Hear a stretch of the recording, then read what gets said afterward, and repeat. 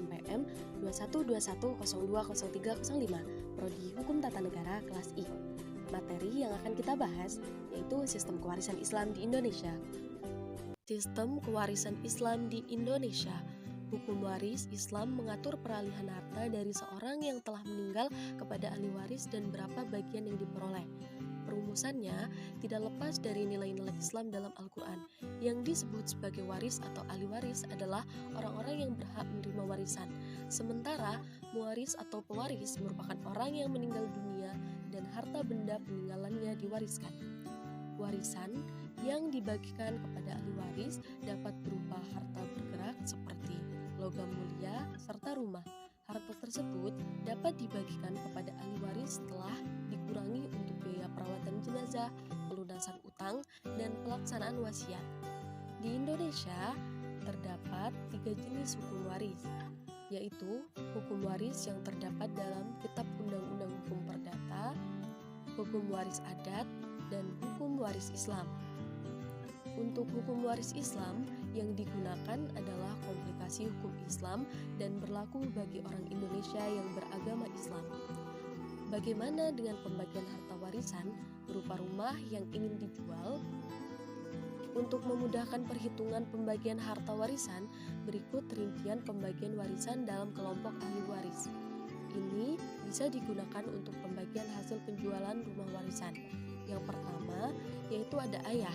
Ayah mendapatkan 1/3 bagian apabila pewaris tidak meninggalkan anak atau keturunan.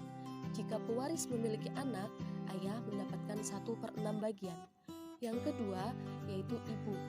Ibu mendapatkan 1/6 bagian apabila pewaris memiliki anak atau 2 saudara atau lebih. Jika tidak ada anak atau 2 orang saudara atau lebih, maka ibu mendapatkan 1/3 bagian. Yang ketiga yaitu ada duda. Duda mendapatkan 1/4 bagian jika pewaris meninggalkan anak atau keturunan. Namun, duda mendapatkan 1/2 bagian jika pewaris tidak meninggalkan anak atau keturunan. Yang keempat yaitu ada janda. Janda mendapatkan 1/4 bagian jika pewaris tidak meninggalkan anak. Sedangkan jika pewaris meninggalkan anak, janda mendapatkan 1/8 bagian. Yang kelima yaitu anak perempuan dan anak laki-laki. Kalau hanya ada 1 orang anak perempuan, maka ia mendapatkan 1/2 bagian.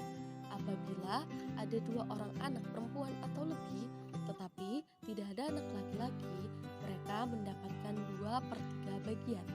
Namun, jika ada anak perempuan dan anak laki-laki, bagian untuk anak laki-laki adalah 2 dan 1 dengan anak perempuan.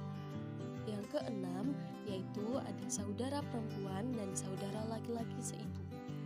Jika pewaris wafat tanpa meninggalkan anak dan ayah, maka tiap-tiap saudara laki-laki dan saudara perempuan seibu mendapatkan 1/6 bagian. Jika saudaranya ada 2 orang atau lebih, mereka mendapatkan 1/3 bagian.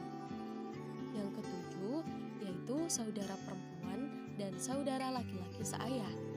Jika pewaris wafat tanpa meninggalkan ayah dan anak, tetapi mempunyai 1 saudara perempuan kandung atau seayah, maka ia mendapatkan 1/2 bagian.